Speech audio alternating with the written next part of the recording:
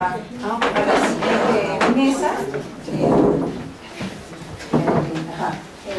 Vamos a ir en orden, pues en el orden de que están en el programa. Les advierto que sí tienen 15 minutos, porque aquí sí estamos todos y tenemos. Les voy a mandar cartelitos miradas. ¿Sí? Bueno, entonces vamos a empezar con la ponencia de Jorge Meneses, que lleva por título Entre fronteras locales, nacionales y globales, la caja negra de la etnografía digital. Jorge Alberto Meneses es profesor de investigación de la Universidad del Mar.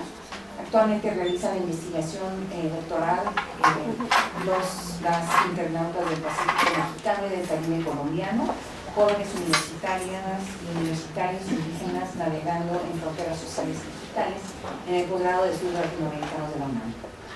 Es coordinador del libro Los nuevos rostros de la migración. También es autor del libro de poesía Nada que decir. Es articulista en distintos medios impresos digitales como la Sociedad Roca, Mexican Times, Mis consideraciones sobre el libro entre otros. Sus intereses de investigación son la cultura y la etnografía digital, las juventudes, la antropología del deporte, la migración y la naturaleza. Gracias. Muchas gracias.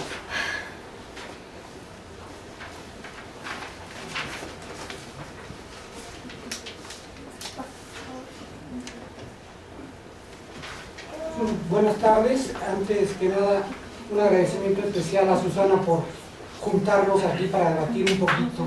Y bueno, como decía el título de la ponencia, mi trabajo está relacionado con vincular a dos tipos de internautas. Y Malinowski hizo una etnografía clásica sobre los internautas los argonautas del Pacífico.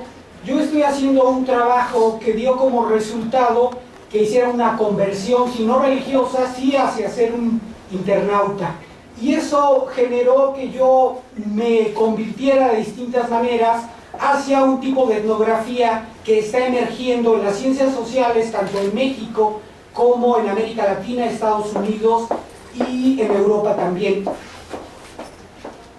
Y bueno, el contexto del 2004 es muy importante. A partir del surgimiento de la web 2.0 se crea una relación distinta con los medios digitales y los usuarios. Es la relación que tiene que ver con la interactividad. Distintos autores señalan que si el cambio de la Edad Media a el capitalismo generó distintas dislocaciones en el trabajo, en la familia, en el lenguaje y en las relaciones sociales, señalan ellos mismos también que la era digital está dislocando todas estas estructuras que en el capitalismo estaban disciplinadas por una temporalidad, por distintas formas de entender los flujos de capital y que va generando cómo estamos entrando a una interactividad donde lo global y lo local no es resultado de una dicotomía, sino de esferas de intersección cultural, en donde los jóvenes, por primera vez en la historia de la humanidad, no son subalternos. Es decir, están siendo como usuarios los que más elementos están teniendo en la interactividad y por lo tanto generando nuevas formas de estar juntos. Las diapositivas, más que explicarlas, trataré de tomar algunos temas. Por ejemplo, en esta me interesa ver cómo los ritmos sociales están rompiéndose. Si el libro fue para el capitalismo el génesis de una nueva temporalidad vinculada con lo anterior que era el mito, ahora el celular y los dispositivos digitales están generando rupturas en la temporalidad cíclica del disciplinamiento capitalista, en la temporalidad de los contextos micro y macro sociales, y ahora estamos entrando a un presente continuo. Los datos nos ubican que la generación que está creciendo a partir de los 90, que se llaman, les dicen millennials, o la generación de principios de siglo, que son centennials, pues está imbricada en distintas redes de sociabilidad que tiene distintas formas de leerse, pero también muchas formas de estar juntos. Para las ciencias sociales creo que es fundamental entender esta relación. La idea bizantina de lo quali o de lo quanti creo que ahora se tiene que desnaturalizar para ver la relación entre los big data y los datos densos. Nosotros podemos entender cómo el INEGI, por ahora con su polémica de la vicepresidenta, tuvo reflectores de los medios de comunicación. Sin embargo, los estudios de la etnografía digital y de analítica cultural que tienen que ver con los datos quanti, nos están dando cuenta que estamos entrando a la postdemografía, pero ello no revela únicamente que el Estado no solamente es el que está haciendo los grandes censos etnográficos, sino que tanto las tendencias, los gustos, el capital tecnológico se está construyendo en relación a distintos tipos de plataformas y que están teniendo nuestros datos. Por eso se está hablando ahora de geolocalización, globalización, etc.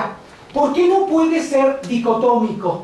Ni los big data son los datos masivos que no tienen corazón, ni los datos densos son los datos que el antropólogo hace para folclorizar o relativizar la densidad de la imbricación entre las estructuras macro y las micro. Más bien creo que para no aludir a una dicotomía cristiana como cuerpo y alma, creo que se deben conjugar para entender las nuevas lógicas de la escenificación social y entre otros casos como la construcción de estos datos que los están haciendo las grandes empresas transnacionales están situando a los sujetos en cuanto a algo que está emergiendo como la característica situada de los distintos consumos culturales, que es el gusto. Y para ello, la relación entre las interacciones cara a cara y la metáfora del face to face, creo que están dando un planteamiento de distintas posiciones sociales y distintas formas, tanto de ser joven como de ser usuario, internauta, mujer, es decir, está imbrincada en las condiciones sociales totales. ¿Por qué una de las características que yo estoy retomando es la ubicuidad? A través del teléfono inteligente, las relaciones no solamente de cara a cara, sino las de copresencia, están teniendo uno de los elementos más importantes para entender las nuevas actividades, tanto en las interacciones sociales como en lo que yo denomino interacciones.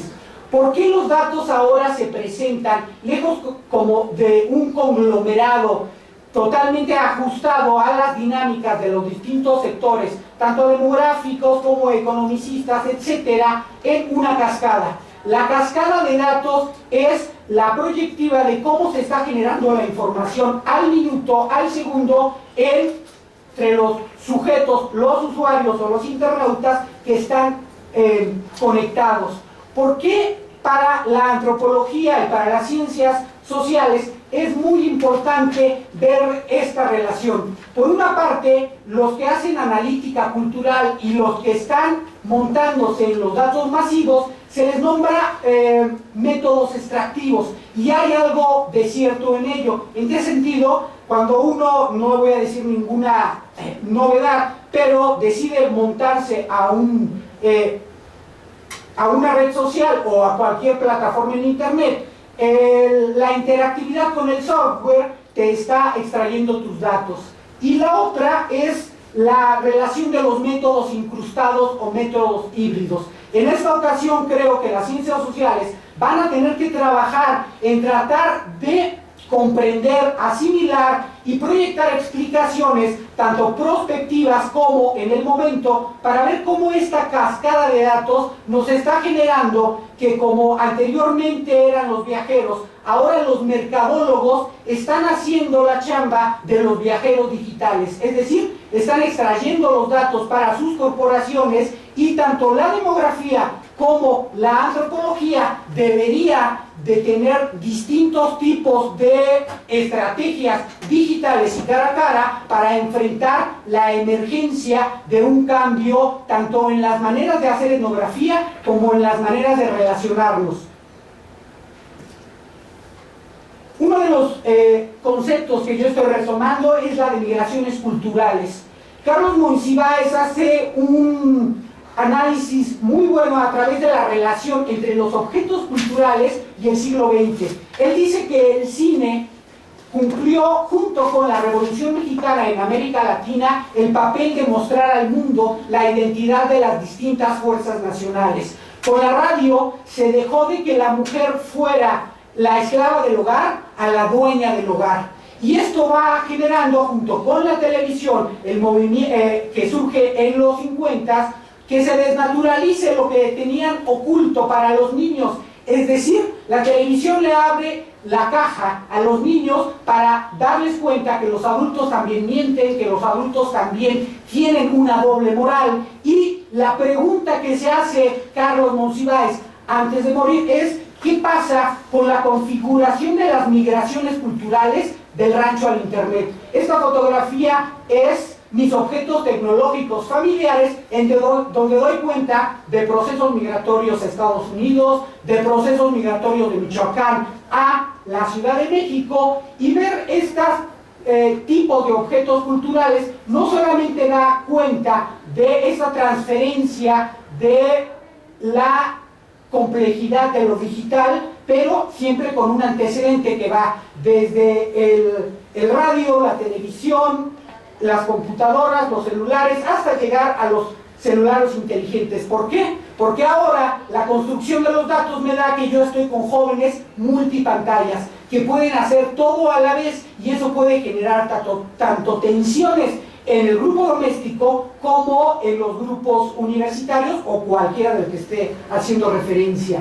¿Y a qué va esto? Mis conexiones etnográficas digitales están proyectadas en esto que es una selfie, en donde son mis instrumentos, perfecto, son mis instrumentos de trabajo de campo. Margaret Mead desde los 60 decía: los antropólogos tienen que aprender a grabar y a ver las situaciones para volver a dialogar con ello. Entonces, con esta selfie que hice es el retrato social de las nuevas formas de entablar la coyuntura etnográfica a través de un estudio con jóvenes.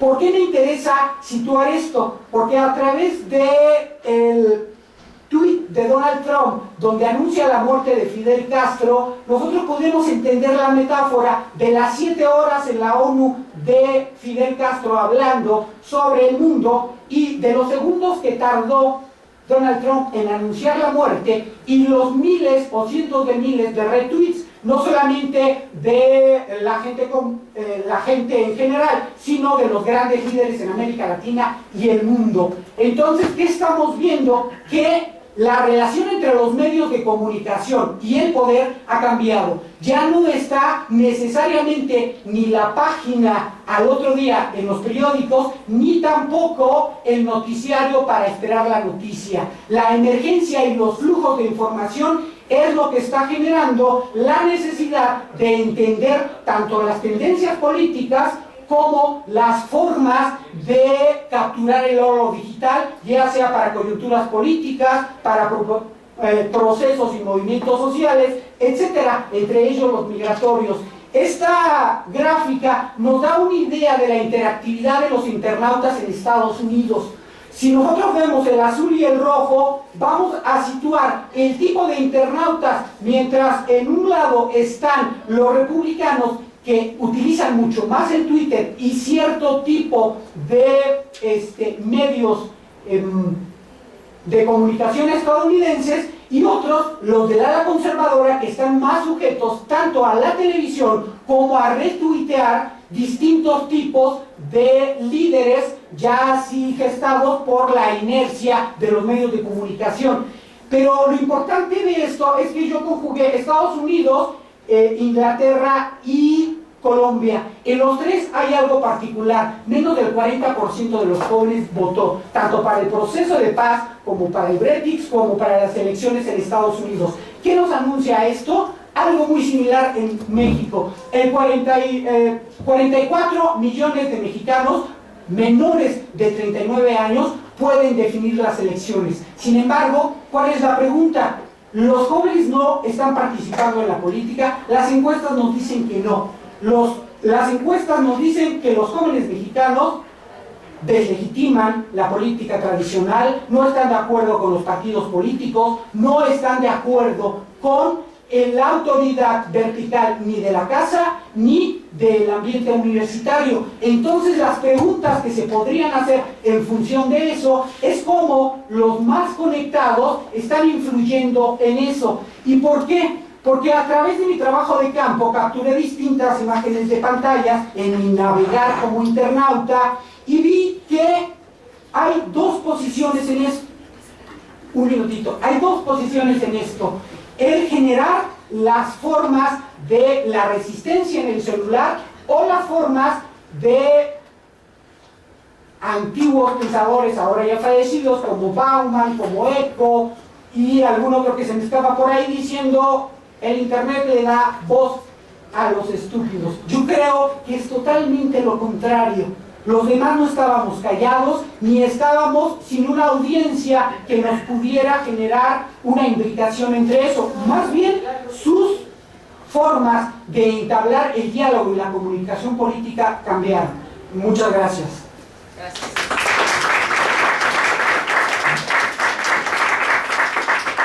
Bueno, ahora damos la palabra a Abdel Camargo, que va a leer una ponencia, me parece, que lleva por título Juventudes Migrantes, Refugiadas y Desplazadas.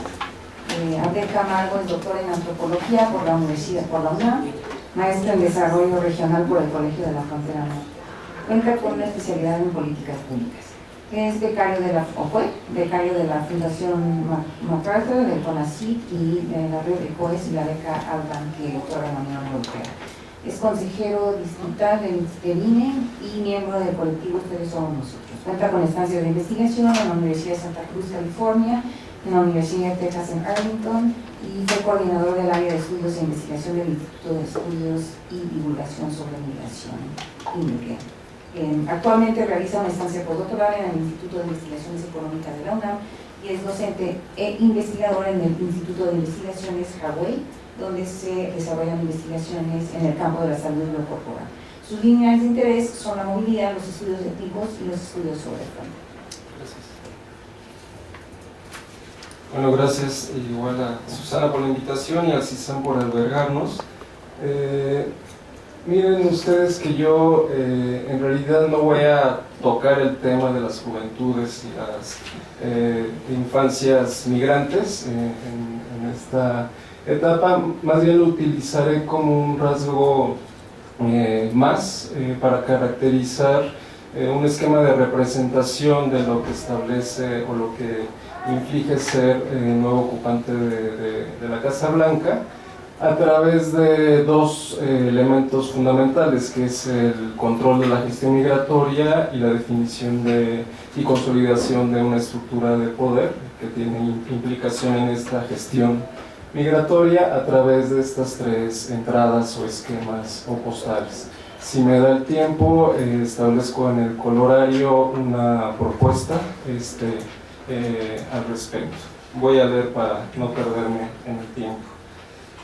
La primera entrada que ustedes pueden ver ahí, un sistema en su río de reinvención. El actual presidente de los Estados Unidos es un fiel representante de lo que se ha denominado como clase capitalista transnacional. En la actualidad, esta clase capitalista depende profundamente de la mano de obra migrante para el proceso de acumulación de capital y no pretende eliminar ni suplantar su dependencia de esta población trabajadora móvil e internacional. Al contrario, la exaltación del estatus de inmigrante ilegal es una campaña encaminada, por un lado, a convertir a la población inmigrante en chivo expiatorio de la crisis de hegemonía y canalizar el temor y la acción de la clase obrera ciudadana, mayoritariamente blanca por supuesto, hacia dicho chivo expiatorio y no hacia las élites económicas y al sistema en general que ha engendrado su propia crisis de legitimidad. Por lo que la dimensión de extremo racismo que promueve esta clase capitalista facilita la generación de un discurso y conciencia racista y neofascista impulsada desde arriba, que ha logrado legitimar y desatar los movimientos de ultraderecha en la sociedad civil norteamericana como ejemplo fehaciente. pero también en Europa, Turquía, Israel, Filipinas, India e incluso América Latina, como bien nos señalaba Delfín. Es así que podemos entender el discurso presidencial formulado recientemente ante el Congreso, donde se anunció la creación de una oficina para estadounidenses que han sido víctimas de los inmigrantes y que él nombró como Voice, es decir, le está dando la voz a sus ciudadanos. Este discurso y conciencia racista se activa con los cientos de miles de personas que están siendo desplazados del llamado sur global a través de una serie de restricciones provocadas por las políticas neoliberales que incluyen la limpieza social y la violencia organizada, legitimadas por las élites tanto por la noción de guerra contra el terrorismo como con la llamada guerra contra las drogas. La implementación hegemónica de crear e implementar guerras sirve como un instrumento de acumulación primitiva y a la vez violenta para la reestructuración e integración de países y regiones en la economía y orden globales. Todo ello ha generado una masa enorme de inmigrantes y desplazados, tanto internos como internacionales, que engrosan las filas de los estructuralmente marginados, de los miles de seres que tienen la cualidad de ser desechables e intercambiables para esta clase y que se encuentran sumidos en formas de vida y trabajo precarios.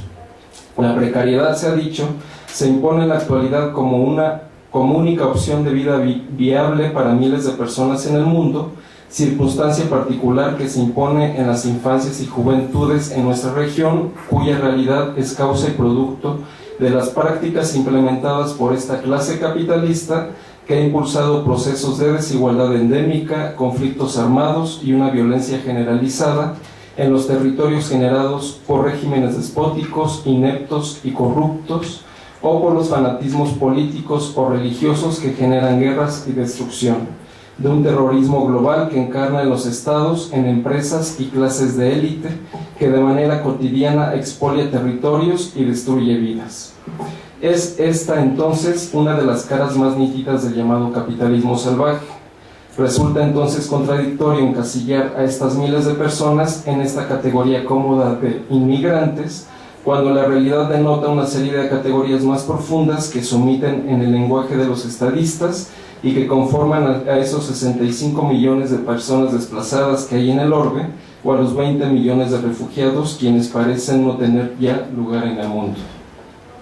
Es esta solo una parte del entramado que posibilita la instauración de una fábrica de migraciones, ese complejo del capital institucional basado en políticas depredadoras de diversos recursos, entre ellos los humanos, desde luego, que promueven la movilidad y el desarraigo, y que desde hace poco más de una década esta fábrica ha generado un conjunto de prácticas y discursos que al criminalizar a cierto tipo de perfiles específicos de migrantes, promueve el discurso de la ilegalidad bajo dos vertientes de su trama institucional: la deportación y el confinamiento, es decir, a través de la expulsión y el encierro, donde mucho tuvo que ver el contexto de la llamada crisis de los niños migrantes de 2014. La segunda entrada, los pliegues del encierro. Estados Unidos tiene la población carcelaria más grande del mundo y, según las últimas estadísticas, el mayor número de reclusos dentro del sistema penitenciario federal son inmigrantes, principalmente latinos, quienes junto con la población negra componen el 80% de todas las personas en reclusión en ese país. No hay evidencia alguna de que estos grupos hayan cambiado su comportamiento social y aumentado su perfil delincuencial, pero sí hay evidencia del cambio de las leyes que han criminalizado y aumentado las penas por ofensas que hasta hace poco eran consideradas delitos menores y que podían resolverse con una multa o una comparecencia ante un tribunal. Son cambios sustanciales donde el orden jurídico y sus recursos penales son concebidos para perjudicar a los grupos minoritarios. Es así que en la actualidad la mayoría de los detenidos por delitos migratorios terminan en una cárcel privada y forman parte de la industria de seguridad que ha crecido exponencialmente en las últimas décadas en ese país, como efecto de la privatización de los sistemas penitenciarios y de procuración de justicia puesta en manos de corporaciones privadas. Dos principales agencias privadas controlan el sistema penitenciario de ese país. La Oficina de Migración y Aduanas, el ICE, por ejemplo, tiene contratos multimillonarios con estas empresas y el Congreso mismo ha formulado una cuota que requiere que el Departamento de Seguridad Interna retenga unas 34,000 personas al día en centros de detención por violaciones migratorias, en particular, para que la maquinaria institucional logre operar. Así, la industria de cárceles privadas ha conducido un exitoso lobby político a nivel federal y estatal para manipular las políticas tanto de sentencia criminal como de control migratorio, poniéndose ya paralelamente ambos temas. Así, en la actualidad, entre los delitos migratorios más comunes se encuentran el de trabajar con un número de seguridad prestado, conducir un auto sin licencia o con un foco dañado, o ser denunciado por el vecino porque el perro ladró de noche. Estas condiciones de socialización cívica primaria comenzaron a resultar en detenciones selectivas que se tradujeron en tiempos de encierro, generación de un récord criminal y la deportación. De este modo, según The Sentencing Project, una de las empresas de prisiones cuyo negocio mueve $2.900 millones al año, aumentaron aún más su influencia gracias a los centros de detención de inmigrantes indocumentados desde mediados de la década pasada. Esta tendencia hizo que el número de personas que cumplen su condena en una cárcel privada, contratada por el gobierno federal, aumentó casi un 1000% entre el año 2000 y el 2014. Es así que con el actual ocupante de la Casa Blanca se visualiza la consolidación de estas prácticas de privatización de la infraestructura pública al trasladar impuestos de los trabajadores norteamericanos al capital en forma de recortes presupuestales, privatización de esquemas sensibles del bienestar común o incrementar subsidios a la construcción de obras privatizadas de infraestructura, como es la construcción del muro fronterizo, desde luego, o la ampliación de los centros de detención de personas migrantes, en particular desde 2014 con la llamada con la crisis de estos niños migrantes. Tercera entrada en el laberinto de las palabras. El 1 de diciembre de 2014, y me centro solamente en la migración de niñez y adolescencia centroamericanas y Estados Unidos, omitiendo por el momento a los mexicanos. En pleno auge de la crisis de menores migrantes en la región, se puso en marcha en Estados Unidos el programa de procesamiento de refugiados, que implicó el otorgamiento de un permiso especial para niños menores en Centroamérica. Se tituló el CAM, por sus siglas en inglés. El CAM implicó que únicamente ciertos padres que están legalmente en los Estados Unidos son elegibles para ser considerados padres que califican y presentan una solicitud por sus hijos. Las características que debían tener los menores son las siguientes. Cada menor que pretendía calificar debía de ser soltero, ser menor de 21 años, ser nacional de los países de El Salvador, Guatemala, Honduras y residir en su país de nacionalidad. Una de las intenciones primordiales de la puesta en marcha del programa fue la de proveer una figura jurídica que permitiera que los menores residentes en los 3 países de Centroamérica viajaran de forma segura, legal y ordenada a fin de disminuir los riesgos que toman estos niños al viajar solos hacia Estados Unidos. El procedimiento lo podrían iniciar un padre o madre que tenga al menos 18 años de edad y que estuviera legalmente en Estados Unidos. Entre los requisitos para llevar a cabo el procedimiento se debían de realizar pruebas de ADN para comprobar consanguinidad entre el padre cualificado que está en Estados Unidos y su hijo biológico que debía residir en Centroamérica. Una vez realizado dicho proceso, el estatus que se le otorgaría al menor sería el de refugiado. De manera pública es difícil saber el número de menores y familias que participaron de este programa en ese tiempo, y tampoco se tienen datos confiables de la cantidad de menores que ya pudieron acceder a la condición de refugiado u obtener un permiso de permanencia temporal. Intento exaltar únicamente que esta alternativa de unificación familiar y protección a menores migrantes que se implementó en ese tiempo resultó ahora obsoleta.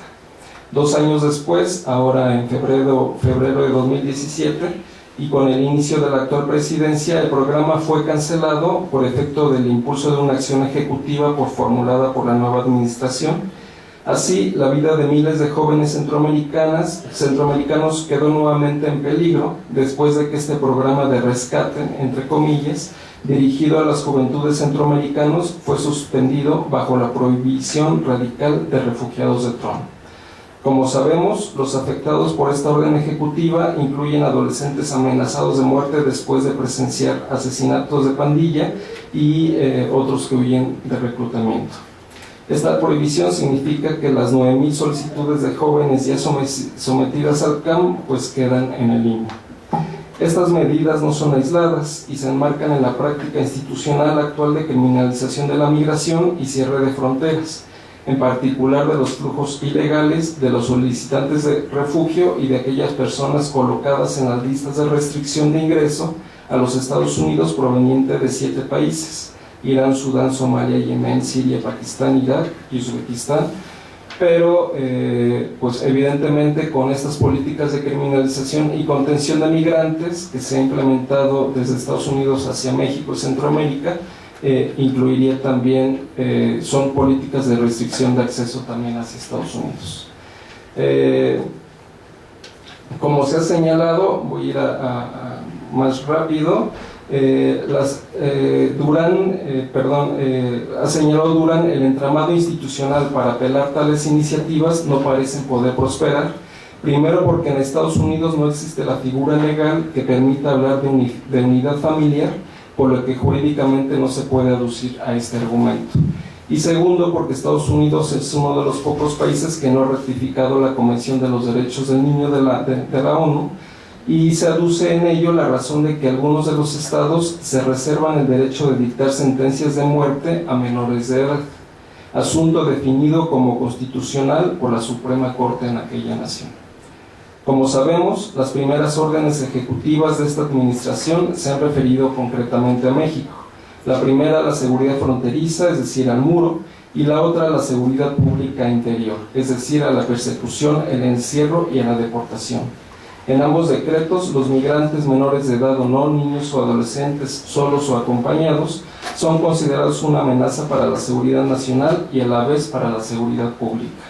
Por lo tanto, quedan situados en el mismo nivel que el narcotráfico, la trata, el contrabando de personas y el terrorismo, todos engranajes funcionales de esta fábrica de migraciones formulada en la actualidad por esta clase capitalista transnacional. Y permítanme cerrar. Tienes 0 minutos. O sea, ya vas a empezar a derrear tiempo. Tomo 3 minutos nada más. La posibilidad que otorga un cuento infantil. No se puede? No. Bueno, entonces cierro con eso y luego les digo la propuesta. Gracias. Bueno.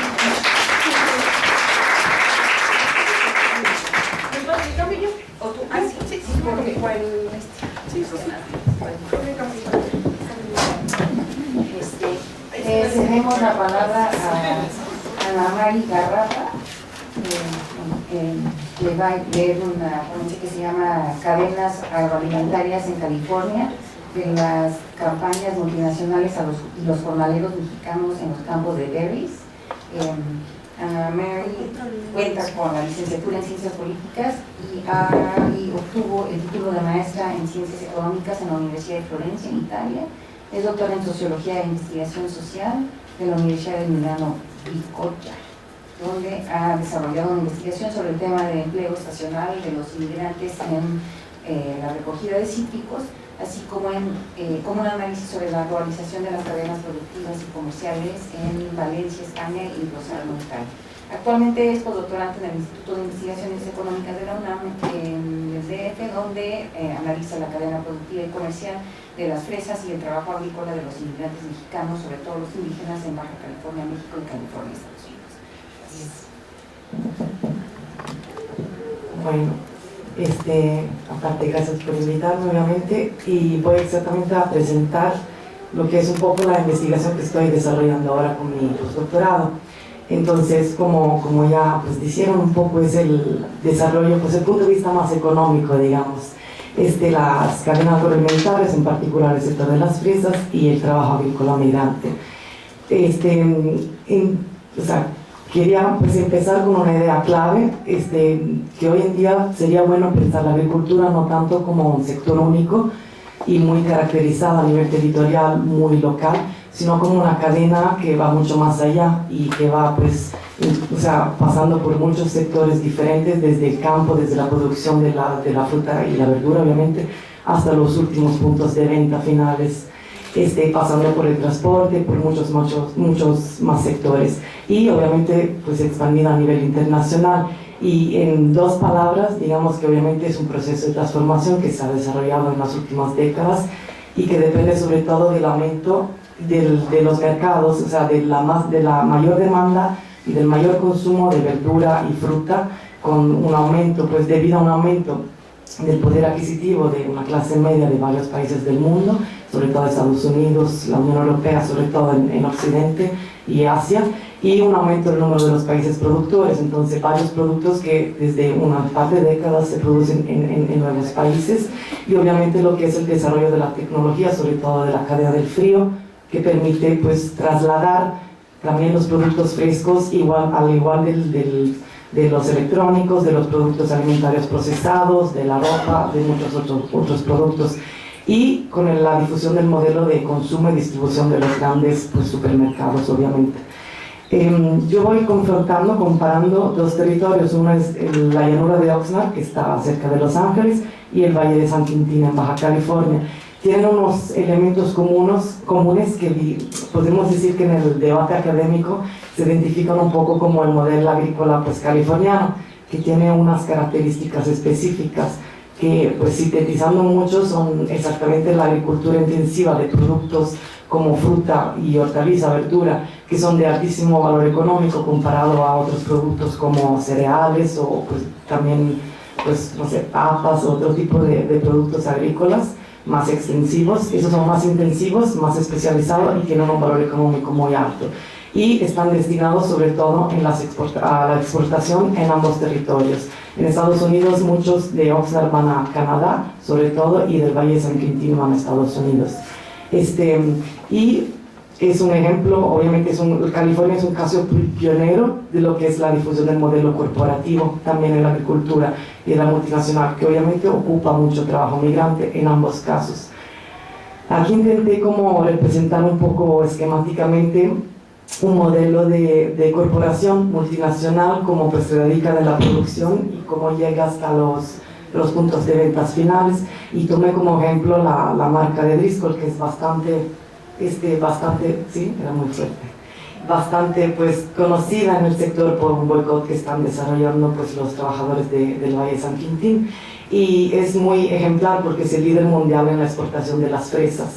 Entonces Driscoll, que es la compañía comercial que de hecho logra sin poseer directamente la tierra ni producir, tener un control muy amplio de amplios pues, territorios y de grandes flujos de producción a través de una red de proveedores que en los territorios locales, en Oxnard como en el Valle de San Quintín, pueden ser como productores independientes que venden directamente a Oxnard a Driscoll sus productos, o ser como socios de otras empresas que de hecho son de la misma Driscoll, como Verimex en México y la Reiter Affiliated Companies que en Oxnard, que de hecho son de los mismos pues, propietarios, la familia Reiter que controla la compañía comercial, así como las dos compañías productoras, digamos, y comerciales, que nada más producen para comercial exclusivamente con Driscoll. Digamos que la relación interesante es entre la compañía comercial y los productores, o sea, hay una independencia a nivel jurídico aparente, pero una relación económica muy estrecha, una planificación económica prácticamente única. Son casi, pues los socios son casi empleados de la compañía comercial. Lo que pasa es que la compañía comercial entrega unas plantas que son privadas, patentadas, que permitieron varios logros pues, comerciales en la calidad que tiene y de ampliación de las, digamos, temporadas de producción. Y ellos reciben la planta y nada más pues, se encargan de todo lo que son los costos y la organización del trabajo agrícola. Y digamos que entregan directamente a los almacenes, a los cuartos fríos de Driscoll, la fruta ya empacada directamente como va a ir luego en los puntos de venta final, o sea, ya lista para venderse. Driscoll, pues, digamos, por su parte se hace responsable de todo lo que es la venta y el marketing, obviamente, y el control de calidad, el almacenamiento en los cuartos fríos. Liquida a los productores al final, digamos, hace como un promedio de los precios de mercado, que puede ser de corto plazo, como de una semana más o menos, al productor. Entonces, obviamente quitando una comisión muy alta, que llega como hasta el 30%, por la venta, y sustrae los costos del servicio de producción, de almacenamiento también, y de la cadena del frío. Entonces son costos que luego van a los productores también. Lo que al final se colocan obviamente los supermercados, que nada más reciben directamente el producto ya listo para ir en los puntos de venta, y se ocupa de la distribución pues minorista, obviamente siendo el último actor que está en la cadena, pues decide precios y agarrar la mayor parte del beneficio. Entonces digamos que obviamente eso no es el único esquema que existe, pero las cosas que hay que evidenciar, el tipo de relación, como decía, de estrecha relación económica, de entrega prácticamente casi exclusiva de los productos desde los varios productores hacia un único comerciante, a una única compañía comercial, y la independencia jurídica que permite a Driscoll no tener que enfrentar eventuales pues, fallos o quiebras de los pequeños productores. Pero de hecho son como una única compañía. Aquí voy a pasar rapidísimo, no va a dar tiempo, pero digamos que el modelo contractual es una primera estrategia de control de los flujos de producción, sin ser pues propietarios de la tierra ni de la producción. Y también la biotecnología, digamos, con el tema de las plantas patentadas. Obviamente hay varios tipos también de multinacionales que hacen otros tipos de relaciones contractuales, que tienen una comisión más baja y relaciones pues, comerciales basadas más en un tema de financiación y reembolso. Y hay otras empresas que ocupan plantas que son de la Universidad de California, pero digamos que en todos los modelos los elementos que hay que destacar, que son comunes, como decía, es esa relación exclusiva que le permite a las comerciales de tener pues, asegurada cierta cantidad y cierta calidad de producto. Y eso justamente como decía, como la autonomía jurídica, pero la relación pues, económica muy estrecha. Eso de hecho le permite responder a lo que son las necesidades de los actores finalísimos, ¿no? Que son las grandes cadenas de supermercados, que lo que piden es tener obviamente una gran variedad de productos que vender a los clientes, pero sobre todo tener pocos proveedores muy grandes capaces de entregar grandísimas cantidades con una alta calidad y sobre todo el año. Entonces de ahí pues sale el modelo multinacional que se está extendiendo a toda la dinámica agrícola, porque obviamente sabemos que varios territorios, cuando las ventanas productivas pues coinciden, hay mucho producto, entonces bajan los precios y hay competencia entre territorios. Entonces lo que pasa es que los productores que están ubicados quizás en un solo pues, territorio, o comerciantes igualmente que nada más pues, manejan uno o dos territorios, pues pueden tener problemas de quiebra, ¿no? Debido a factores naturales, a factores de mercado. Obviamente la tendencia hacia la multinacionalidad es debido a la posibilidad de tener un pie en diferentes territorios, que en todo el mundo, esos son los lugares de la Rated Affiliated Companies, que están en América, como en Norteamérica, como en México, como en Europa también, para cubrir ventanas y tener todo el año a disposición de producto todo el año, entonces poder ser un proveedor estratégico, un proveedor pues, fundamental para los supermercados porque tiene producto todo el año. Entonces obviamente los productores, los pequeños comerciantes van desapareciendo, los pequeños productores van desapareciendo, a menos que no entren a ser parte de la red multinacional o se conviertan en los mismos multinacionales. Pues. Entonces hay como un proceso obviamente de concentración económica que va desde la distribución, desde los supermercados hacia los comerciantes, hacia también a la fase productiva. Voy rapidísimo, pero obviamente la concentración económica influye también en la organización del trabajo agrícola, y aquí donde vamos un poco a aterrizar. Digamos que los elementos que hay que destacar es que esa cadena que hemos dicho muy larga desde los que pues manejan al final el producto y los que pues la comercializan, los que producen, que muchas veces no son propietarios de tierra, sino van rentando desde otros propietarios de tierra, de pequeños productores que de hecho dejaron de cultivar y nada más se dedican a rentar la tierra. Y también el hecho de tener que manejar mucha tierra, mucho trabajo, entonces tener toda una cadena de tareas de responsables, de intermediarios, como de mayordomo, de controladores de la ponchadora, la que calcula las cajas, el que controla la calidad en el campo para llegar hasta los jornaleros. Entonces, muchas veces también ocupan agencias intermediarias, que son como mayordomos institucionalizados prácticamente. Entonces, hay todo un sistema de tareas que el punto principal es la subcontratación, ¿no? Siempre hacia abajo, o sea, hacia abajo de la gestión y de los costos laborales. Y eso, digamos, crea un contexto, un marco general en donde es muy difícil para los trabajadores, obviamente, identificar los responsables directos finales de la explotación que viven, de condiciones laborales que obviamente son bastante inapropiadas en ambos territorios, sobre todo en Estados Unidos. Entonces, también, digamos, se replantea un poco las categorías pues, económicas, también pues, de análisis, ¿no? Marxista o menos, pero de diferencia entre la propiedad de los medios de producción y efectivamente el poder que se ubica en la gestión, ¿no? De los medios de producción y de los flujos de producción. Entonces, digamos, para un poco poner más bien las preguntas que luego podemos debatir, la fase de preguntas, el perfil social de los trabajadores nos ayuda a entender un poco qué va a pasar, o pues preguntarnos qué va a pasar con la pues, fase Trump, ¿no?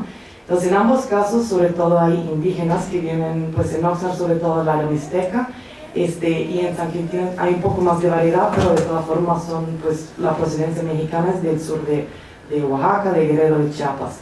Digamos, identificar un par de marcos, pues, generales de condiciones, digamos, de vida de los perfiles sociales de migrantes en los territorios. En Oxnard es evidente que hay una hipocresía institucional, pues, o sea, los trabajadores migrantes viven un mundo de formalidad e informalidad muy viscoso, porque de hecho hay indocumentados que viven allá desde 20 años, 10 años, ¿no? Además, con el cierre de la frontera, que se ha hecho más pues, peligrosa, más cara, ¿no? Incluso muchos dejan de volver a su tierra y se quedan allá, pues crean familias, crece la familia, los niños van a la escuela, hay 2 generaciones, y de hecho siguen pues, siendo indocumentados. Son contratados porque no hay casi forma de trabajar en el campo en Estados Unidos sin contrato, pero con códigos falsos de seguro social, que es lo que necesitas para tener contrato, y hay un mercado amplísimo.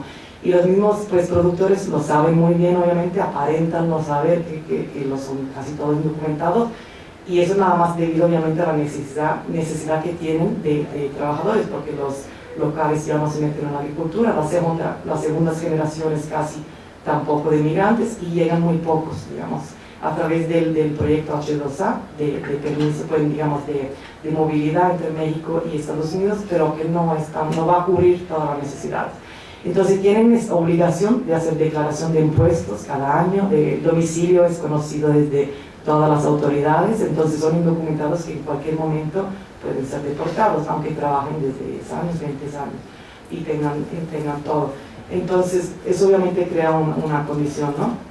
de hipocresía pues, constitucionalizada.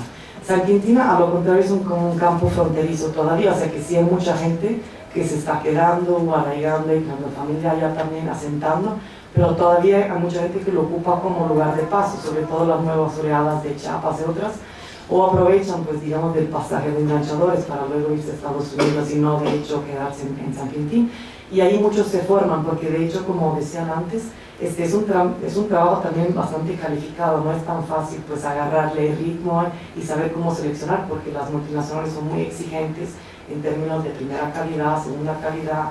Entonces, pues digamos que hay mucha alternancia, muchos se forman en Baja California para luego ir a trabajar, obviamente, en California, en Estados Unidos, y son las mismas compañías multinacionales que reclutan directamente, porque como la Verimex, la Reiter y la Driscoll, que tienen varios territorios, digamos, obviamente movilizan la mano de obra según de los picos productivos, ¿no? De las varias ventanas que antes se iba explicando. Seleccionan los más jóvenes, los machos, los más productivos, para luego movilizarlo según de cómo se mueve su pico productivo. O empresas que nada más están en Estados Unidos y van reclutando a través de agencias intermediarias. Entonces cierro con nada más preguntas que podemos debatir ahora, que en esos, digamos, 2 contextos, un poco más como económico, uno más social, efectivamente, pues, cuanto a las declaraciones de Trump, ¿no? Sobre el endurecimiento, pues, de la política migratoria, el cierre, el muro, los deportados, de hecho va a conjugarse con las necesidades efectivas del sector agrícola, que como hemos visto, no nada más son pequeños productores, sino intereses muy grandes también, ¿no? De grandes multinacionales, y el tema de los ingresos, de los impuestos, porque los trabajadores pues hacen declaración de ingresos, pagan impuestos, no reciben servicios porque no tienen derechos indocumentados, entonces todo un flujo pues, que entra, ¿no?, en las cajas de Estados Unidos y no sabe para ellos. Entonces, pues hay que ver efectivamente qué se va a hacer y luego algo más se va a decir. Lo último es la pregunta sobre el endurecimiento de la política comercial y el tema de ponerle impuestos a eventuales pues, multinacionales o empresas estadounidenses que importan, ¿no? Pues hay que ver efectivamente, o sea, si eso va a lograr parar una estrategia multinacional que, como hemos visto, es un factor pues, de sobrevivencia, ¿no?, al interno del mercado agroalimentario mundial. Pues, eso.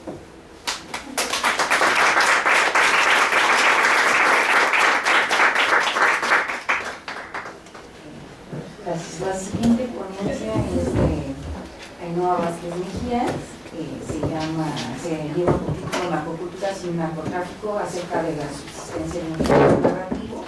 Ainhoa es doctora en literatura por la Pontificia Universidad Católica de Chile y maestra en letras latinoamericanas por la UNAM. Es profesora de la Facultad de Filosofía y Letras de la UNAM, de la Facultad de Filosofía y Letras de la Ibero y miembro del ESMI. Se ha especializado en temáticas como la violencia de género, feminicidio y narcotráfico desde los estudios culturales. Es autora del libro Feminicidio en Chile, una realidad ficcionalizada, que ganó un premio, el Premio Lector 2016 en la categoría de ensayo. Estoy apañando. Muchas gracias, Susana, por la invitación. Muchas gracias a CISAN también por siempre recibirnos y acogernos en todas estas locuras que se nos ocurren. De hecho, esta pregunta surgió por Susana, porque Susana un día en un pasillo me preguntó qué iba a pasar ahora que salía Trump con mi trabajo, porque yo trabajo en narcotráfico y trabajo en narcocultura. Y me preguntó Susana si yo creía que la narcocultura iba a seguir existiendo así. ¿Qué pasaba con Trump? Y realmente fue una pregunta que me hizo pensar mucho, así que qué bueno que además después se le ocurrió esta instancia para poder seguir reflexionando al respecto.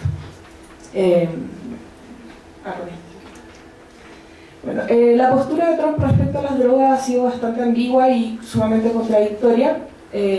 Durante una entrevista en Miami Herald en el 1990, él dijo que estaba a favor de legalizar cualquier tipo de drogas.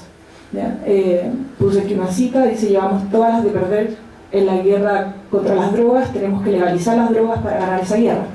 Hay que arrebatarles el beneficio a estos sales de la droga.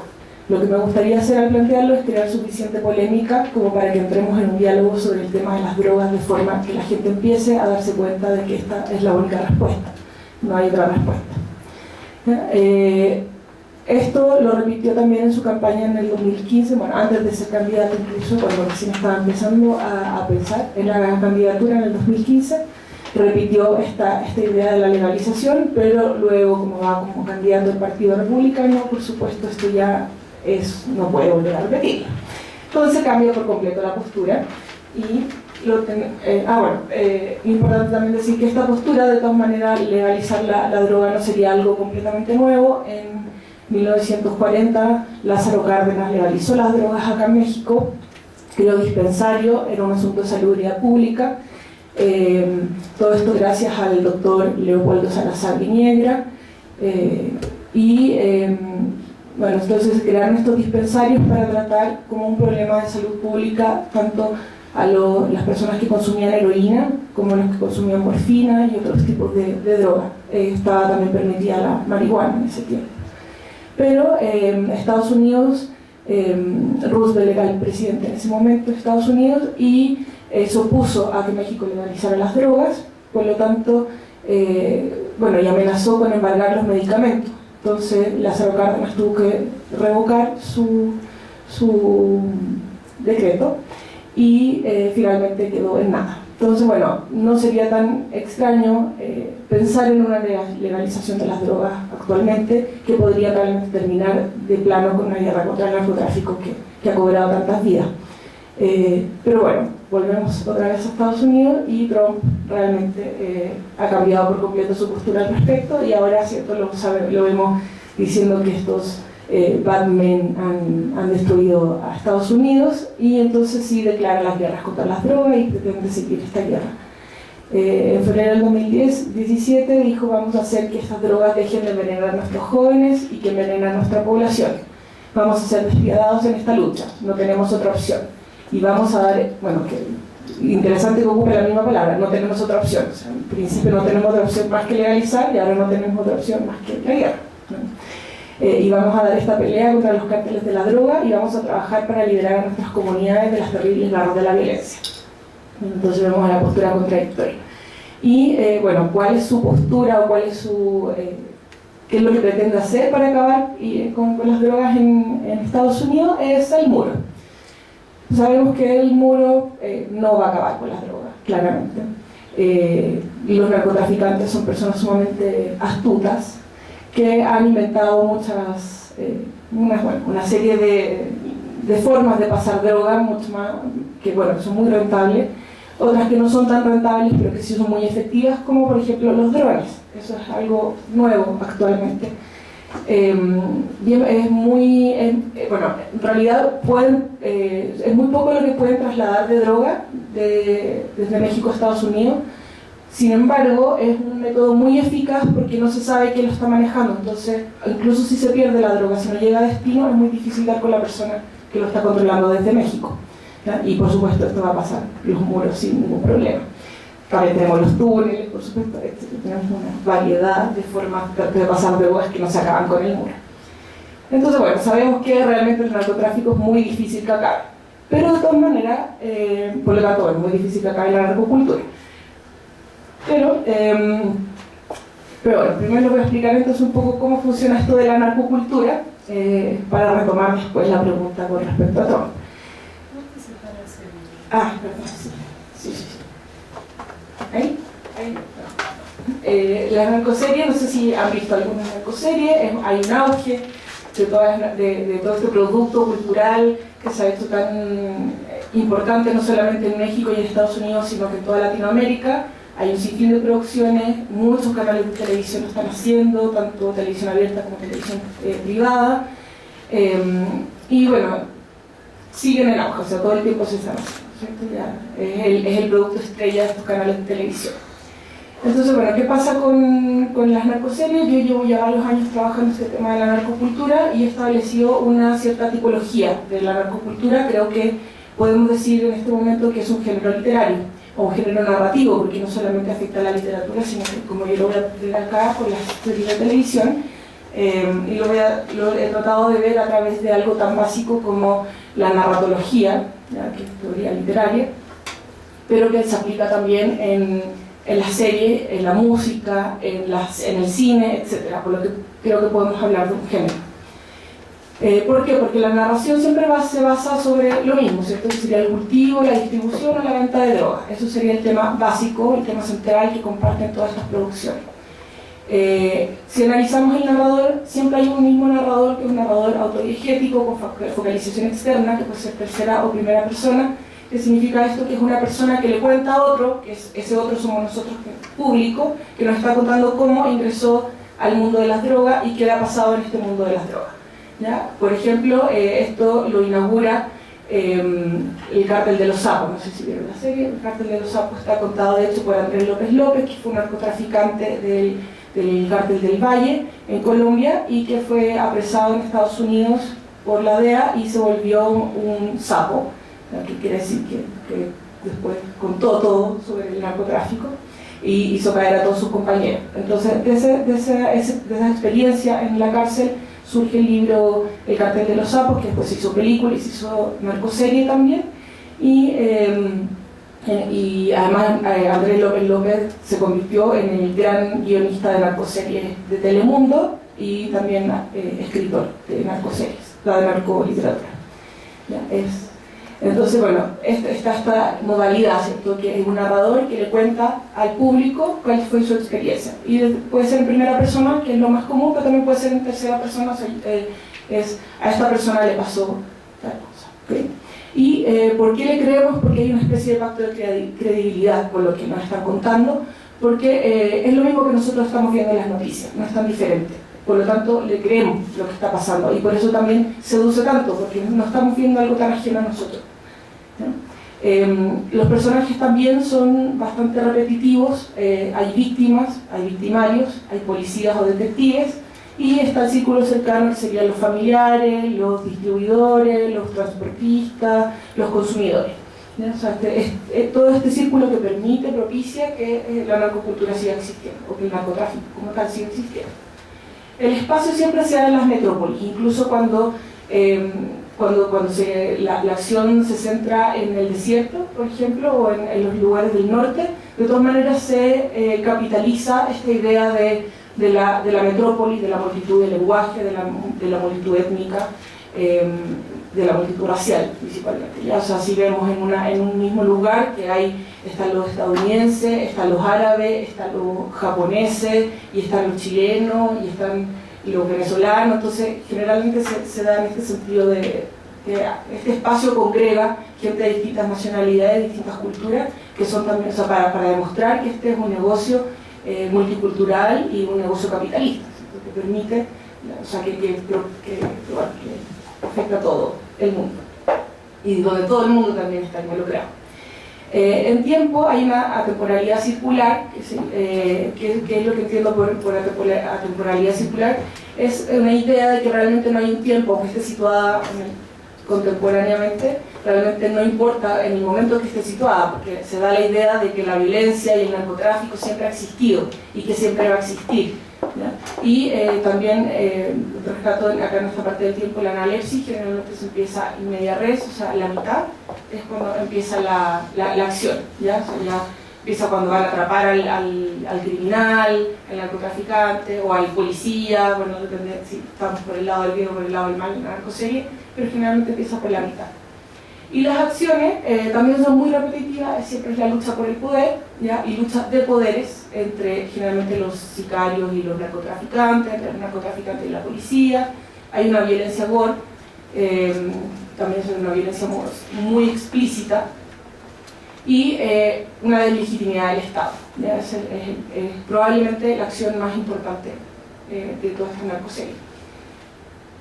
Este modelo se traslada no solamente lo podemos ver en series estadounidenses o mexicanas, también se trasladó, por ejemplo, a unas narcoseries, bueno, a muchas narcoseries chilenas, pero probablemente Prófugo es la más importante, o sea, estamos hablando del otro extremo de Latinoamérica. Entonces lo que podemos ver con esto, con Prófugo, es que la narcocultura es una cosa que ya no solamente es regional, sino que es continental. De hecho, en este momento se está produciendo una narcoserie que se ha invertido mucho dinero en España, y que además no solamente afecta a las series, sino que tiene que ver con todos los productos culturales, con la música, con el cine, con la literatura. Ya que esta tipología que yo estoy trabajando hace varios años, sí se puede comprobar en muchos soportes distintos y en distintas partes del mundo. Entonces, ¿pero qué es lo que pasaría si es que se acabara ya? En el caso hipotético, si acabamos con el narcotráfico, ¿se acaba realmente la narcocultura? Yo creo que es algo que se están preguntando, o algo que está derivando en las series. No sé si se están preguntando lo mismo, claro, yo creo que no, pero al menos sí están pensando qué pasa. O sea, se acaba la gallina de los huevos de oro, ¿cierto? O sea, esta idea de que el narco es lo que vende en este momento. ¿Qué pasa si el narco deja de vender como producto cultural? Y están creando series donde se repite la misma tipología que yo he trabajado, pero donde el centro ya no es el narcotráfico, sino que es la corrupción. ¿Ya? Y hablamos de cárteles, pero ya no hablamos de cárteles de la droga, hablamos de cárteles de colusión, hablamos de cárteles del gobierno, hablamos de cárteles militares. ¿Ya? O sea, de cómo esta legitimidad del Estado y esta inconformidad por parte de los ciudadanos se traslada hacia otro tipo de enfoque, ¿ya? Que no es solamente el narcotráfico, sino que ya es una cosa mucho más general. Entonces salen series como Ingobernable, no sé si la vieron, pero es una mujer, una primera dama que asesina, o sea, que la acusan del asesinato al presidente y tiene que escapar. Entonces muestran la corrupción en todos los niveles en México. No tiene que ver con las drogas, pero sí tiene que ver con la CIA, como Estados Unidos está involucrado en México y como México le rinde no solo pleitesía, sino que además se deja gobernar por Estados Unidos. De eso se trata la serie, ¿ya? Pero para hablar de esto, entonces va mostrando todos los niveles de corrupción de México, entonces los militares, de los periodistas, de todos los sectores, y muestran a Tepito, y a los personajes de Tepito como el grupo que resiste, ¿bien? O sea, sí hay siempre un grupo de resistencia también. Y para probar nuevamente que esto no solamente pasa acá en México o en México, Estados Unidos, ¿cierto? Sino que también se aplica en otras partes que también están evolucionando este mismo modelo, sale esta serie que se llama La Loca, que también está en Netflix, es chilena, y cuenta exactamente lo mismo, ¿cierto? O sea, el mismo tema de la corrupción, vuelven a involucrar a los militares, se habla del cártel del confort, que es el papel higiénico en Chile, del cártel de la farmacéutica, entonces y del cártel de los políticos, entonces vamos viendo cómo esta corrupción va a todos los niveles y va permeando la sociedad. Entonces, ¿cuál es mi propuesta respecto a esto? Es que no estamos hablando de esta narcoserie, sí están aprovechando en este momento el tema del narcotráfico, pero este tema del narcotráfico no es hablar del narcotráfico, es la excusa para hablar de un descontento general, es para hablar de todos los problemas, de todo este malestar que estamos sintiendo todos los ciudadanos latinoamericanos en este momento respecto a nuestro gobierno. Entonces, finalmente, las narcoseries están demostrando eso, más que el tema del narcotráfico.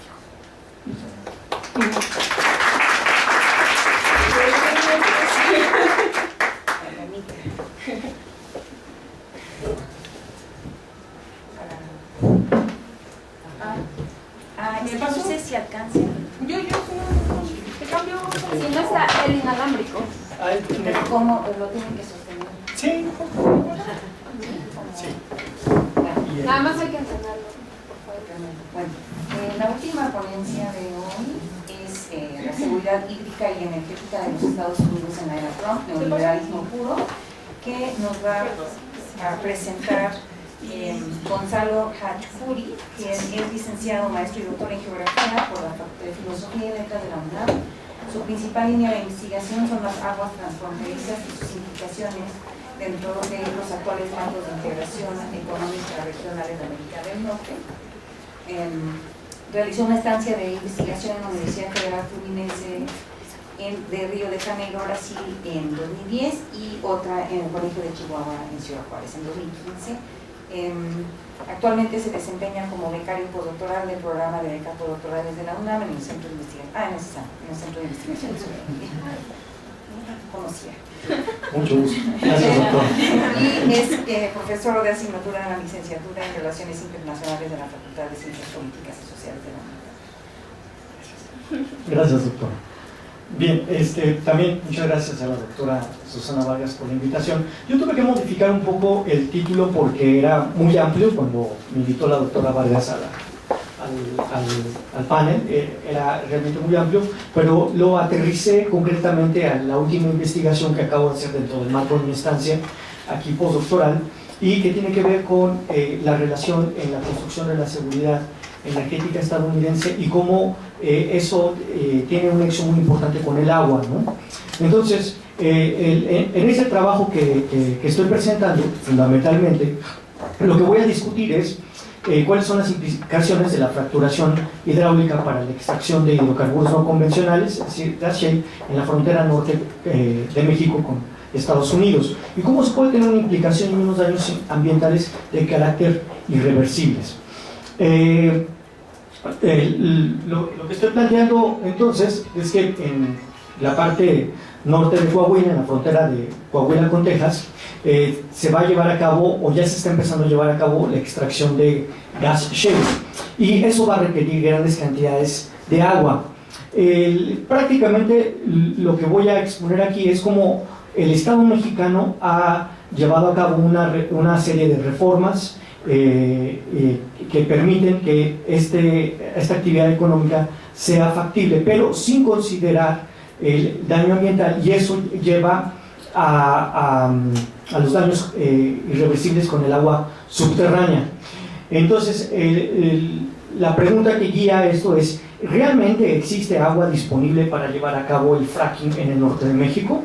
y si existe esta agua, qué daños ambientales van a haber. Eso es lo que estoy revisando en esta investigación. Los resultados arrojan que el cálculo de los volúmenes de disponibilidad de agua son erróneos en México, pero ese es parte del mecanismo que el Estado mexicano ha llevado para poder facilitar este tipo de negocios que son de carácter transnacional. ¿Cómo se ha llevado a cabo entonces estos negocios, ¿no? Bueno, en esta gráfica del US Energy Information Administration nos están diciendo que se espera un incremento mundial en la producción del shale gas en un 30% en el periodo 2016-2040, y que para el 2040 entre Estados Unidos, Canadá, China, Argentina y Argelia y México serán los principales productores de ese gas. Incluso se espera que para después del 2030 México podría aportar volúmenes por arriba del 75% de la producción del gas shale.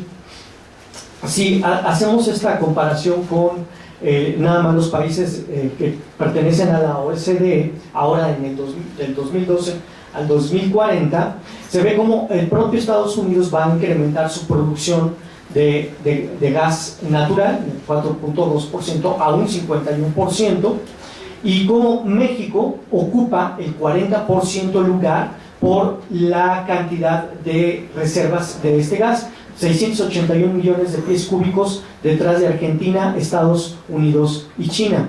Esto hace entonces que México se convierta en una pieza estratégica dentro de la construcción de la seguridad energética de Estados Unidos por la cantidad de gas shale que tiene, ¿no? Y que puede convertirse en una pieza estratégica una vez que el ciclo del gas en Estados Unidos vaya a terminar. La literatura especializada dice que eso podría suceder entre el 2020 y el 2025, y por lo tanto Estados Unidos tendría que asegurar en sus países vecinos que tenga las reservas suficientes para garantizar su producción en ese rubro. Sin embargo, lo interesante de este otro estudio, que lo hace BMI Research, que es una compañía que se ha dedicado a asesorar a las grandes compañías transnacionales productoras de hidrocarburos convencionales y no convencionales, es que si bien México es un mercado atractivo para hacer una pieza estratégica en la seguridad energética de ese país, no es fácil la extracción de gas shale, por 4 puntos fundamentales. El primero es la inseguridad. Prácticamente los yacimientos de gas shale en México se ubican en lugares donde el crimen organizado opera, y ya hay un estudio, el estudio de Schmidt, Cervera y Botello, donde hacen un análisis a partir de los crímenes que se han reportado a la Procuraduría General de la República, crímenes que tienen que ver con el crimen organizado, y han hecho un mapa de todos esos crímenes, han hecho la base de datos, y esos crímenes coinciden perfectamente con las zonas de extracción de gas shale o las zonas donde se han encontrado esos recursos prospectivos, y que es donde opera el crimen organizado, concretamente el narcotráfico. Eso se puede ver en la zona norte de Coahuila, en Tamaulipas y en el norte del estado de Veracruz. Coincide perfectamente el mapa con las zonas de extracción de gas shale.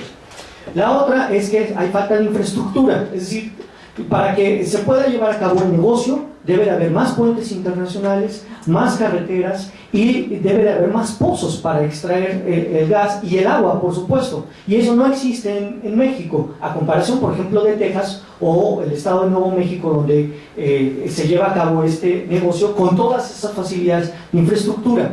Y por supuesto la otra pregunta que hace esta investigación es: ¿en México está garantizado el acceso al agua? ¿Será posible? Porque sin agua no va a poder ser factible el negocio del fracking, junto con lo de los precios internacionales. Entonces, el estudio calcula que el fracking requiere más o menos 60.6 hectómetros cúbicos de agua, nada más para la perforación de un pozo, y por eso existen dudas sobre si estará garantizada esta cantidad de agua. ¿Dónde se efectúa el fracking ya en México? Bueno, en esas zonas, esos son los mapas que publicó la Comisión Nacional de Hidrocarburos, ¿no? Y la proyección es que más o menos para el 2030 van a existir 27,000 pozos de fracking en México. De esos, la cuarta parte, 6,750, se proyectan en la zona norte de Coahuila, es decir, donde está la mancha color verde. Si se dan cuenta, aquí en la proyección del propio gobierno federal es que la mayor cantidad de gas de lutita se encuentra en la provincia de Sabinas Purro Picacho, que es la principal, la que tiene la mayor cantidad de reservas probadas. Y esto se debe fundamentalmente a que por debajo en el subsuelo, entre México y Estados Unidos, se comparte una formación geológica que es la formación Eagle Ford. Esta formación tiene gran cantidad de gas de lutitas. Los estudios, por ejemplo, señalan que solo del lado tejano existen más de 10,000 pozos dedicados a la extracción del gas de lutitas, y cada uno de ellos tiene un consumo de agua aproximadamente en 166 millones de metros cúbicos por año. Por eso ha sido exitoso en Texas, porque hay las condiciones para extraer agua subterránea y llevarlo a cabo.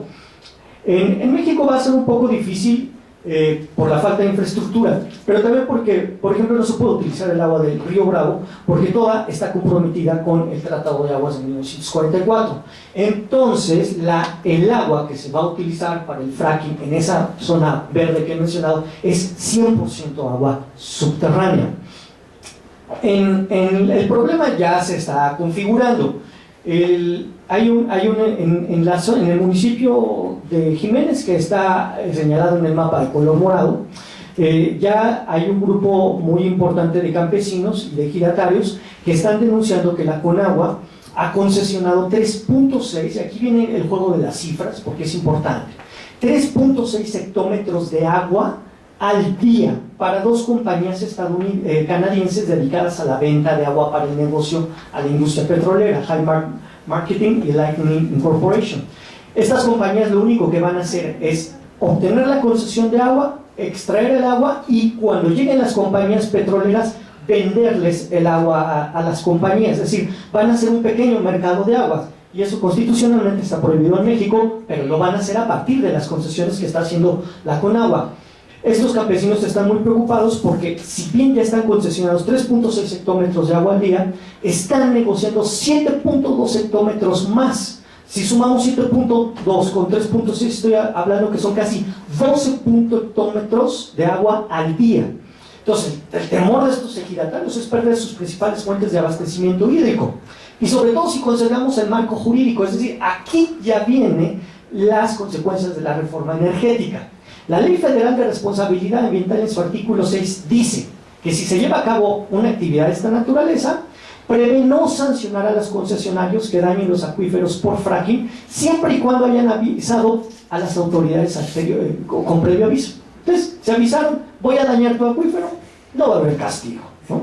Entonces, a estos ejidatarios yo los conocí en el Tribunal Latinoamericano del Agua, que sesionó en octubre pasado, ¿no? El veredicto del Tribunal del Agua fue exigirle al gobierno federal que existe una falta de transparencia, ¿no? Y que con base al principio precautorio haya un cese inmediato del fracking, ¿no? Por causar severos daños ambientales, ¿no? ¿De dónde van a obtener el agua? Pues lo van a obtener de las aguas subterráneas transfronterizas. Ahí es donde vienen las implicaciones ambientales, porque son sistemas de flujo, o sea, agua que camina en el subsuelo, que puede venir de Estados Unidos y descargarse en México, o al contrario, recargarse en México y descargarse en Estados Unidos. Ese es el problema, ¿no? Por eso ya no me va a dar tiempo de explicar cómo funciona el agua subterránea en el subsuelo, pero se debe de tomar muy en cuenta, porque es ahí donde se pueden calcular estos daños transfronterizos. Ya hay diferentes publicaciones sobre cuáles son los tipos de acuíferos transfronterizos y cuáles serían las responsabilidades ambientales en una extracción irracional del agua. Entonces, lo que yo hice fue ver cómo está cuantificada la reserva de agua subterránea en México y en Estados Unidos. En Estados Unidos, del sistema acuífero transfronterizo Edwards, Trinity y el Burro, que sería la base de donde van a sacar el agua transfronteriza, tenemos que la mayor principal conjunto de población que utiliza esta agua está en Estados Unidos. Casi 1 millón de habitantes utiliza agua de este sistema acuífero, mientras en México sería 518,000 habitantes. En total 1,5 millones de habitantes utilizan el agua de este acuífero. ¿Qué sucede del lado mexicano? Que del lado mexicano, si tú observas la información oficial del agua subterránea, prácticamente no se conoce, que es lo que estoy diciendo ahí en este cuadro. No se conocen las zonas de recarga o descarga, no se conoce quiénes son los usuarios, no se conoce cuántos pozos hay, quién tienen las asignaciones o las concesiones, ¿no? Y por lo tanto, tampoco se conoce cuál es el volumen total de agua subterránea que hay, pero a pesar de eso es así como están haciendo las concesiones. Y sobre todo, por ejemplo, uno de los elementos que se derivaron de la reforma energética en la Ley de Aguas Nacionales fue la modificación al artículo 81, que dice que si los estudios demuestran que el yacimiento geotérmico hidrotermal y los acuíferos subyacentes no tienen conexión hidráulica directa, se pueden llevar el agua que ellos quieran. Entonces eso es un error, porque realmente toda el agua tiene una conexión en el subsuelo, pero hicieron la modificación jurídica de tal manera que quienes quieren obtener el agua no puedan demostrar esto y se puedan llevar el agua de forma irracional. Ese es el peligro. Revisando muy rápidamente los cálculos, bueno, pues lo que tenemos son incoherencias totalmente. Solamente para la región 6 del río Bravo nos dicen que el volumen disponible de agua subterránea en hectómetros cúbicos por año, no estoy hablando aquí por día, por año, son 1,604. Si vemos en Coahuila, de esos 1,604 corresponderían 47,53 hectómetros cúbicos por año, solamente para el estado de Coahuila. Esa sería toda la región 6, ¿no?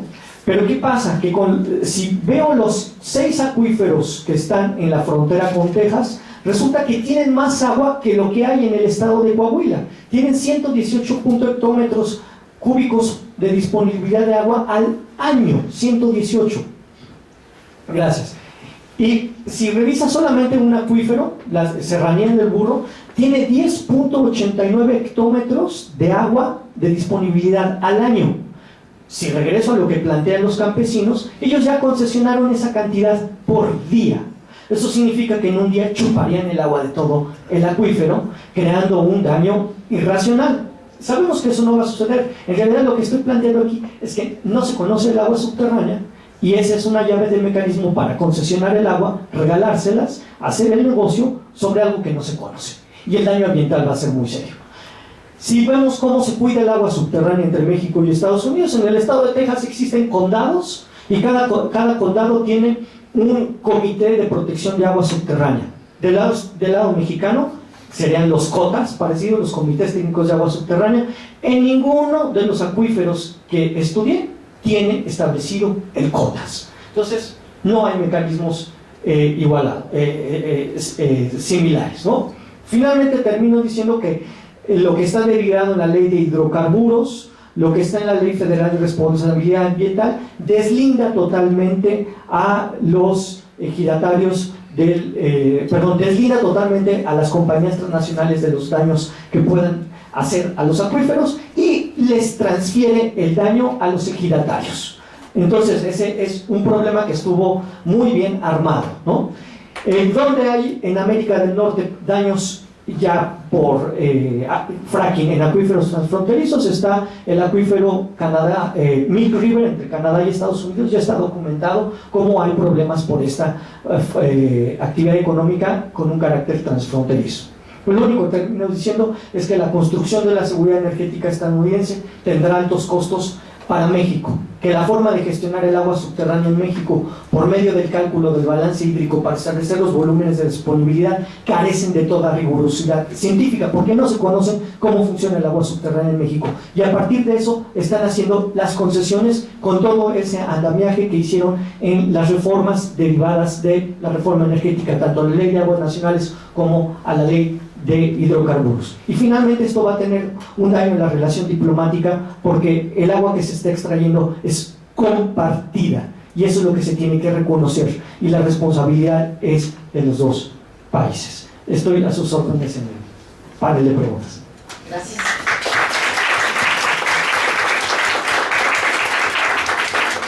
Tenemos unas preguntitas, unos 10 minutitos para preguntas. Yo quisiera que el doctor Camargo nos dijera su conclusión. En realidad es casi como leerles un cuento, ¿no? Sí.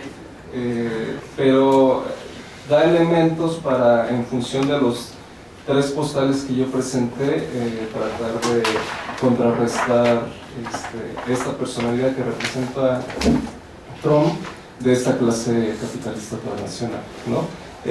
Seguramente muchos de ustedes conocen el cuento infantil de Francisco Hinojosa, La peor señora del mundo, ¿no? Entonces, se lo relato muy rápido, los principales elementos, para llegar a una conclusión muy básica, ¿no? Entonces, este cuento narra cómo en un lugar cualquiera habitaba una mujer, una malvada mujer que hacía sufrir a sus hijos y a todos los habitantes del pueblo solo por el simple y llano gusto de hacerlo. A todos los habitantes del lugar los lastimaba y castigaba, por lo que ni sus hijos, ni los cuerpos policíacos, ni nadie estaba a salvo de las atrocidades que les hacía esta mujer. Todo el mundo le tenía miedo, ¿no? Una noche en la asamblea clandestina, todo el pueblo decidió autoexiliarse y abandonar el pueblo, dejando a la malvada mujer en su profunda soledad. La malísima mujer se quedó sola en compañía de una paloma mensajera que no pudo huir, pues quedó encerrada en la jaula, y fue ella quien recibió por días enteros los terribles maltratos de esta mujer.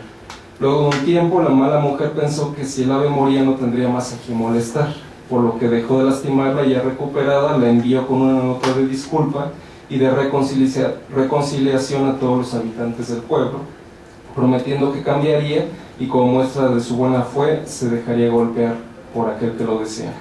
Y así fue. Sin embargo, todo fue una treta de esta terrible mujer, pues esa misma noche, cuando el pueblo dormía, la mala mujer construyó un muro que encerró al pueblo, y este era tan alto que era imposible que nadie ya más volviera a escapar, entrar o salir. Así la mujer comenzó nuevamente a lastimar y perjudicar a todo ser que estaba a su alcance.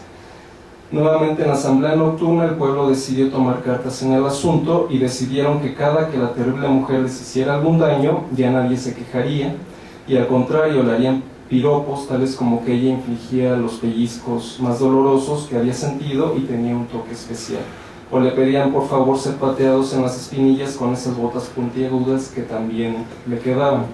Así, contrariada y confundida, la mujer dejó de hacer las terribles cosas que todo el pueblo le pedía más castigos, y la mujer pensó que realmente comenzaban a disfrutarlo, cosa que no podía permitir, y así que cesó.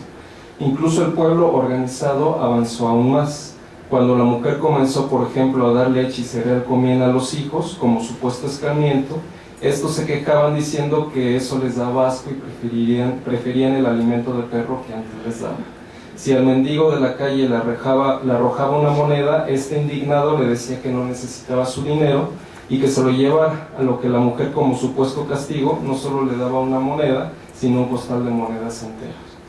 A partir de entonces, la mujer vivió en un mundo de engaño y todo el pueblo se burlaba de ella a sus espaldas, por lo que desde entonces la terrible mujer hacía las cosas malas más buenas del mundo, ¿no? Y retomo este argumento, el argumento de esta historia, a fin de ejemplificar la personificación del actual ocupante de la Casa Blanca, aludiendo a 3 elementos esenciales que están presentes en la narración y en las 3 postales que había presentado.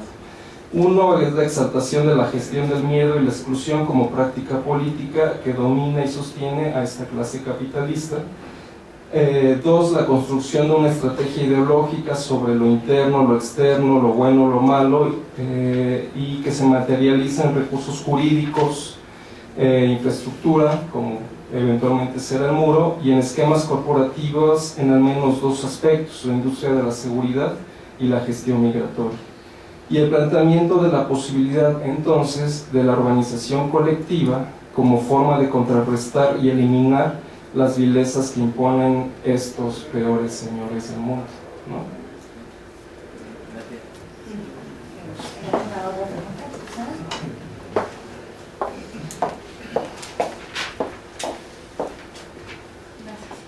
Perdón que me adelante, pero la verdad es que sí quisiera destacar algunas líneas generales de la mesa y también pensando un poco en la mesa anterior. Y bueno, hablamos un poco con sus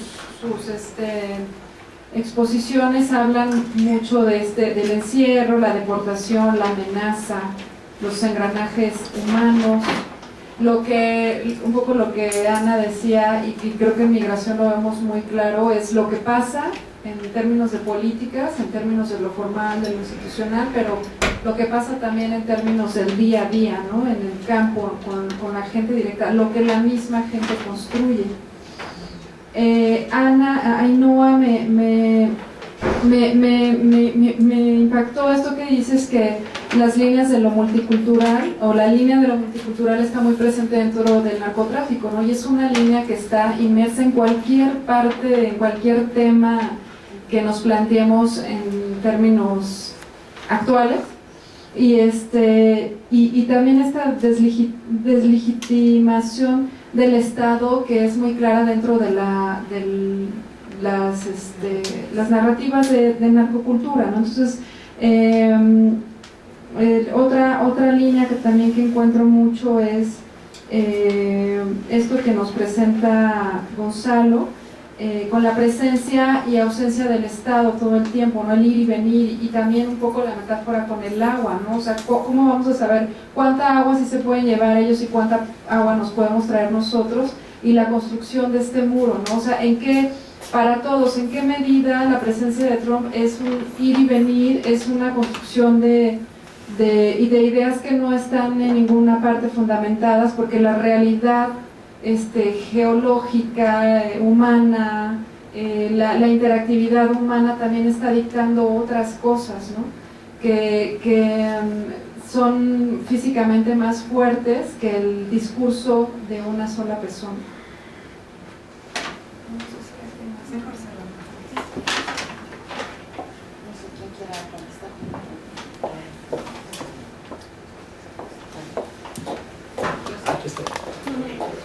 Yo nada más yo nada más quiero decir que sí. Algo le hago, ¿no? Sí. Le caigo. Pues nada más quiero decir que me parece que ahora con la asunción de Trump al gobierno estadounidense, en los debates que se están creando, parece que se está perdiendo algo de vista. Me parece que están creando un monstruo, ¿no? Trump es el gran monstruo, va a ser el encargado de todo el mal, etc. Pero a mí me parece, y sobre todo lo digo a partir de la investigación que hice, que gran parte del efecto de las políticas económicas, culturales, etcétera, de Trump para México podrían evitarse si hubiera otra clase política gobernando. La clase política que gobierna esta nación es la que ha permitido que, en efecto, las políticas estadounidenses, estas que han descrito los compañeros, se dejen sentir en México. Si hubiera habido una clase política con un proyecto de nación distinto en México, difícilmente la reforma energética se hubiera podido efectuar, o se hubiera efectuado con otra dimensión. Y junto con todas las reformas, como dice el presidente, claves, ¿no? Las reformas políticas que ha llevado a cabo. A mí me parece que la clase política que gobierna ha tenido una gran concesión con Estados Unidos, ha entregado muchas cosas, y por eso Estados Unidos ha podido dejar sentir, ¿no?, su peso en estas cuestiones, ¿no? La reforma energética fue hecha a modo, ahora viene la reforma al agua, será hecha a modo, pero también decirlo que no solamente son los grandes capitales transnacionales. Ese es el nuevo actor hegemónico. Por eso yo decía, ¿no?, que la era Trump pues es neoliberalismo puro. Él podrá decir que un muro y que va a construir no sé cuántos. En realidad son negocios, ¿no? negocios, como los que acaba de decir la compañera, como los que acaba de decir el compañero. Atrás priva el negocio, y donde el negocio se va a parar, donde ahí entonces va a tronar Trump y va a tronar también la clase política que gobierna este país, porque finalmente esa es la esencia del neoliberalismo, ¿no? Redistribuir el dinero o el flujo del dinero y del poder hacia quienes ostentan todos los medios de producción y despojar ese antiguo pacto social, ¿no?, en el cual había una redistribución de la renta, no sé si forma equitativa, pero sí una redistribución con justicia social, quitar eso, ¿no?, hacernos más pobres y entregar el dinero a unas cuantas manos, ¿no? Y yo creo que Trump, cierro diciendo con eso, Trump y la clase política que gobierna este país sirven para ese proyecto político y económico.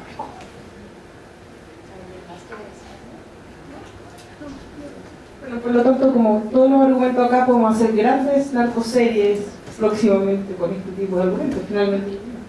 Bueno, Mad Max, yo estaba pensando en Mad Max. Sí, ya está. Así como nada más dos reflexiones, ¿no? Me gusta mucho el método analítico de pues, ver la diferencia entre discurso y práctica, efectivamente. Entonces, estamos aquí haciendo prohibiciones, pero por ejemplo, el tema de agricultura, o sea, es muy notorio, fue un escándalo que, por ejemplo, el hijo de Trump tiene una propiedad pues, que produce vino, no me acuerdo si en California, en Oregon, y justamente pues recluta gente a través del H2A. Luego, lo que decíamos antes, o sea, el discurso que sí crea miedo, que sí crea, pues aumenta obviamente la tensión entre los migrantes, ¿no?, que están documentados quizás desde 20 años, pero que siguen indocumentados, que además tienen un arraigo allá, que ya pues van invirtiendo, construyendo casas, cosas, o pues con hijos, ¿no? Entonces, pues obviamente me imagino que sí hay miedo, que por lo que he visto yo, el tiempo, obviamente ya se ha dicho, o sea, Obama pues expulsó a casi 3 millones de personas. Ahora en el tiempo que Trump estuvo, pues no, obviamente no superó el número de expulsiones que hizo Obama en el mismo tiempo. Y a ver qué pasa, o sea, no podemos saber, pero seguramente hay miedo, seguramente los trabajadores habrá menos reivindicaciones, menos organización, eso es bastante obvio.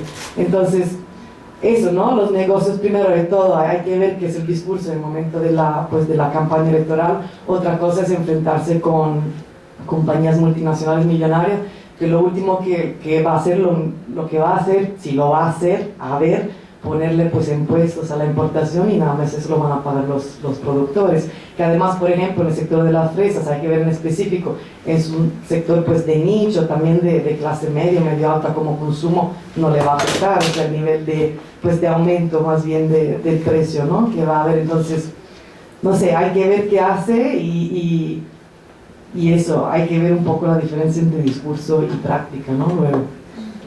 Bueno, pues yo quiero darles muchas gracias por estar aquí y habernos acompañado desde la mañana, también a los ponentes, que por ser jóvenes, eso me entusiasma mucho, 110 años menor por estar aquí. Y bueno, Susana me pidió que le cediera la última palabra.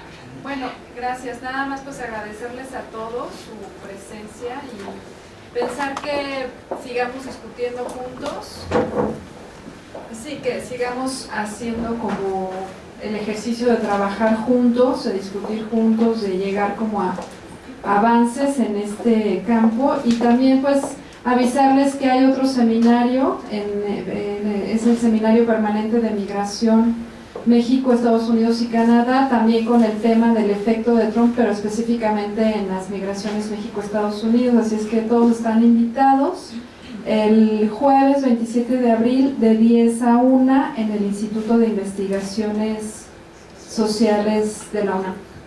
Y bueno, gracias.